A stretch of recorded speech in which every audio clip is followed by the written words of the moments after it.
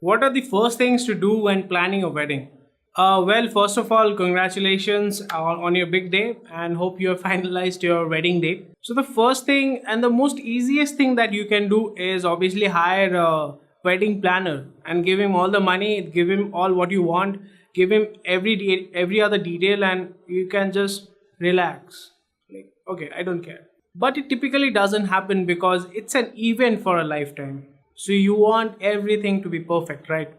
And weddings, especially Indian weddings, they will never go according to plan because I have witnessed around 50 plus weddings and I have yet to see a wedding where everything has gone according to the schedule. So you have to, you cannot be 100% accurate with everything, but you can be at least 90% accurate. So before you plan a wedding, before even finalizing a date, you need to know, like, because I'll be talking about Indian weddings, Indian Hindu weddings, because there are typically few dates in every year where you can get muhurat, as we call it, when you can get married. So first thing, that before finalizing a date, you need to check with your banquet hall or where the location or the venue where you will be getting married, because these locations are booked even 3 years in advance. If you're not doing a destination wedding, just go around in your city or wherever you are looking to get married, just have a look at the venue. And typically I would suggest you go twice. Once is when it's completely empty and there is no event happening over there, and second visit will be when there is an actual wedding that is occurring in that venue.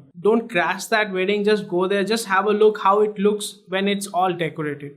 It's like renting an apartment. When it's empty, it looks very different, and when it's completely jam packed with furniture and everything, it completely looks different. So you need to have that idea because you are planning for the biggest day in your life, right? You are planning for your wedding day. So you have to be very careful. So once you're done with it, once you're convinced, okay, these are the locations that I have, and I have already finalized, okay, this is the location I want to get married, then you have to finalize, okay, are you available on these dates, and then negotiate, because these dates are always negotiable. This is point number one. And point number two is wedding venues, they will always try to push their vendors to you because they will be getting commission from them whatsoever. So you have to clear it from them whether they have to. It's in some locations I have observed that they have their own photographers, they have their own caterers, they have their own decorators and everything, and it is quite mandatory. So you have to be you have to clear it out. You need to have clarity on that because you don't want these hidden things to bother you later on. So point number two is finalizing your decorator. So you have selected your venue and everything is fine. You have gone there twice. You have checked the location when it was empty. You have checked the location when there was an actual wedding happening over there. So you need to find decorator who can handle what you want, because Indian weddings are completely different and it is customizable, right? So you need to have, you contact the decorators that you want, have a word with them, see what they can do and see how they do it. The decoration part, they will show you a few images, and typically what happens is, most of the times, many what people do is they will show you images from the internet. That is quite dubious, but you have to be very careful. So you need to have, like, okay, show me the pictures of the event that you have decorated, along with I want to see videos as well. Make sure that you see videos of that event as well. Or maybe they will be like, okay, I don't know where I will get the images or the videos. Then you can tell them, okay, you know who got married there, right? You can get contact of the photographer or the cinematographer who has covered that event. They will have something, right? So you can just have a look, just like for courtesy purpose. And in that way, if you can get access to those bride and grooms who had already, they were paying customers, right? So you can take their reference in terms of their service, because typically, I'm not trying to be offensive or anything, but typically what happens is, while selling there will be, and it's not being Indian, it's everywhere. While selling they will be like, yeah, everything hunky dory, everything is good, and after taking the money they're like, gone. They're gone. They're just they're just gone. Customer service is what? Customer service? Never heard about it. So you have to be very careful. You don't want that harassment to come to you and like haunt you before your, maybe 2 months before your wedding, 1 month before your wedding. You don't want that. So you have to be very careful about choosing your decorator. You need to have very specific ideas of what you want. For ideas, I would strongly suggest you to check Pinterest. You can find enormous and numbers of ideas over there. Go to Pinterest, check out everything related to weddings, like Indian weddings, minimal weddings, Christian weddings, Hindu weddings, Muslim weddings, any type of weddings. hippie weddings, if you want to do a hippie wedding kind of thing, you can get details of that on like ideas from Pinterest. It is there, just have a look, and whatever that you want, like the lighting, decoration, entry, whatever that is there, you can just show it to your decorator. Okay, this is what I want, can you just help me out with this? And choose the best and the right decorator for you. While choosing your decorator, make sure that you make everything clear with your decorator that lighting is very important, because we have covered a lot of weddings where there was no light. In those weddings, it's a like huge wedding, but the lighting was horrible, the lighting was horrendous. I'll give you one example. Before the Varmala, what the decorator did was they used spotlight.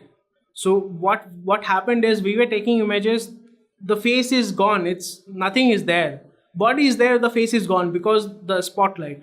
So you don't want that kind of lighting. And there was a situation where the lighting was green, the lighting was blue, the lighting was pink. So whenever we are taking photos, everyone is looking like Avatar, they are looking characters from Avatar. So you don't want that. You have to make sure, and you have to ask your decorator that lighting is very important, and you have to ask your photographer as well, like, okay, what kind of lighting that you want. So while you're asking decorators these questions, just ask them like, have a word with my photographer and please let him know that what kind of lighting is required. Typically, if they are not like communicating with each other, I'll just give you an overview. The lighting should be it's best if you can use warm light or maybe a tungsten light. Don't use a mixture of pink, green, blue. Don't do that. The LED parts that they use, it's fine if they are using it elsewhere, but not in the mandap, please.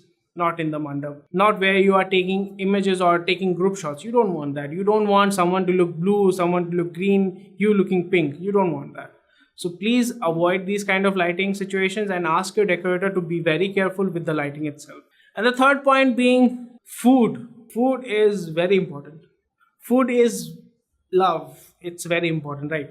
So when you're done with the venue, you're done with your decorator, then you have to get the right caterer for your wedding. Typically, wedding venue, they will have their mandatory compulsory caterer for you, but if you have an option, then obviously choose the best. Just go around and make sure they will give you like, okay, this you have to negotiate and make sure the food is good and it is fresh. So you need to ask them for a kind of sample food, maybe sample thali or something of that sort. So you can just taste and have a look, okay, this is what I'm expecting. Or maybe just ask them like, okay, I want to taste your food. I cannot just take your word as face value. I cannot do that. I need to have proof. So most of your part is done. So if you take care of these three things, your relatives are quite happy.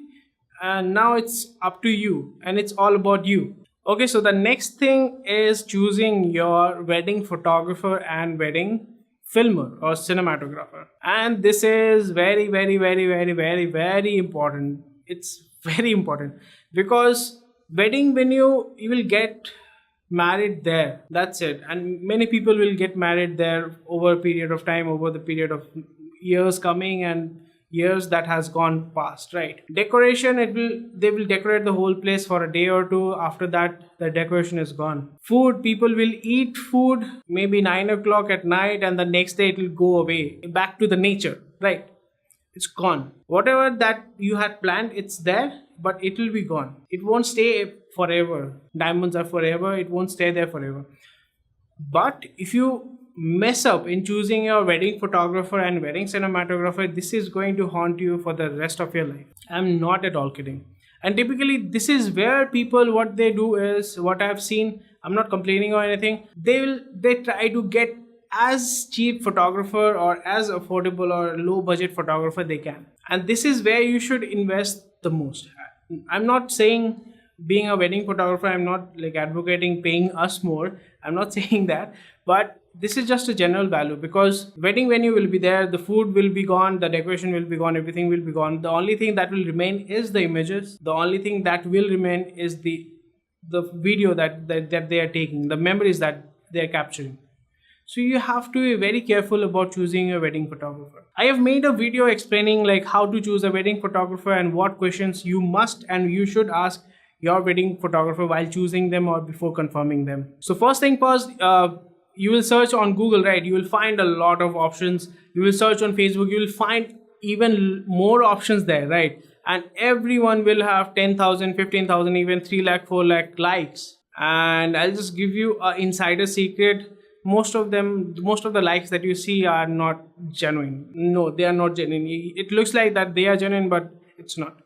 So don't go with the number of likes. There are a lot of vendor sites like WedMeGood, Canberra, they have their own website, wedding.net, MyWed. There are lots of websites where you can find many photographers there. And obviously, Google will give you an organic search where you can find the top photographers or the SEO ranked number one, number two photographers, their wedding photographers in your city. The best thing is just go through their galleries, their sample work, and make sure that your wedding photographer, if they are legitimate and they are doing full time, they will have a website. If your photographer doesn't have a website, then why doesn't he have a website? This is the first question that you must ask. Why don't you have a website? You're doing this as full timer, you are doing this business and you don't have a website. That is not in this day and age, in 2018, it's not possible. So you need to be very careful about that. They need to have their social media platform, everything is fine. They need to have their website, and you need to check all the images that they have taken, or maybe two full weddings. You need to go through them. And I strongly suggest you, because if they are not willing to show you like, okay, I have non-disclosure agreement, this and that, it's fine, I can come to your office and have a look at your photos and videos. And if they're hesitant, you are getting like, you will know what you are expecting, right? So you have shortlisted a lot of photographers whose work that you like. After that, contact them, check with their availability, and obviously after that you need to ask those questions that I've mentioned in a second video, in a different video. You must go through that video, so you will have an idea what to expect and what questions to ask your photographer. And the most important thing is, while you are confirming them or meeting them for the first time, don't meet them in a cafe coffee day or a barista or a mall, or don't do that. Go to their place, go to their studio, go to their office, wherever that is. And you should and you must do it before confirming them. Over the phone, it's fine, everything is good, everything is happy. You have to know where they are physically located, because typically there are many horror stories that is happening over there. They have taken the money into someone else's account, like they have got the advance into someone else's account, and there is no paperwork, nothing, and they have just vanished 2-3 days before the wedding. You don't want that. You do not want that. So you have to be very sure. And before confirming them, you need to have a contract. So as a gift for you, I'll just do one thing. I will leave a link below which will have a sample contract. So you can, when you're booking your wedding photographer, you can ask them, okay, these are the terms and conditions and everything is mentioned over there. You need to have a paperwork between them whenever there is a transaction, even if you're paying in cash or whatever that you are doing. You need to have a paperwork. It's like a written agreement. You need to have that. Even if you're paying someone even 10 rupees, you need to have a legal document and a legal agreement. Else people may back out and you won't be able to do anything. Point number 4, and this should be in the priority list, but anyway, is your wedding dress. So typically you need to select proper dress accordingly and go around and ask for references from your friends who have recently got married, and you will find a lot of boutiques and lot of personalized designers, fashion designers who are doing this, and they are providing you and providing a lot of brides with a lot of good services. Suppose if you are running low on budget, then you can always hire costume for your wedding day. I'm not saying that, yeah, I know it's really sentimental and everything, but for your pre-wedding, when you're going for a pre-wedding, you do not need to buy a 5,000, 10,000 or 2,000 rupees shirt or gown or whatever dress that you're looking for. You do not need to buy that. You can just hire it, just rent it out. There are a lot of fashion designers there, a lot of makeup artists are there who are into this and who can help you with renting out dresses or costume for your pre-wedding, for your mehndi, for your sangeet. Not for wedding. I know it's very important, very sentimental, not for wedding. You can buy that. You should, or you may buy that. I don't know. It's up to you. But for your pre-wedding and sangeet, mehndi, you can always rent dresses. So it will help you in saving some money from there. And the next important thing is makeup artist. Makeup artist, I have heard a lot of horror stories where the makeup artist was absent and he was not really up to the par what they have shown you before booking you or getting booked from you or getting confirmation from your end. So before you confirm a makeup artist, what you need to do is take a trial. Just take a trial. Even if they're like, okay, how can I do it for free? It's like, fine, I will pay you whatever the amount is. Don't pay the full amount. Obviously, you pay some advance, maybe 2,000, 5,000, whatever the amount is. I don't know. So it's up to the makeup artist itself. So they can give you a trial. Just go to their boutique or go to their studio and take that trial and see how it looks. So you will have an understanding, because everyone's skin is different. As far as I know, everyone's skin is different. Every like shape of your face is different. Everything is different for everyone. That is why we are unique, right? So just before confirming someone, just take a trial offer about your hair and face makeup or whatever. So you will have a very clear idea and have a very clear understanding with your makeup artist, because these are the few things which can make or break your day.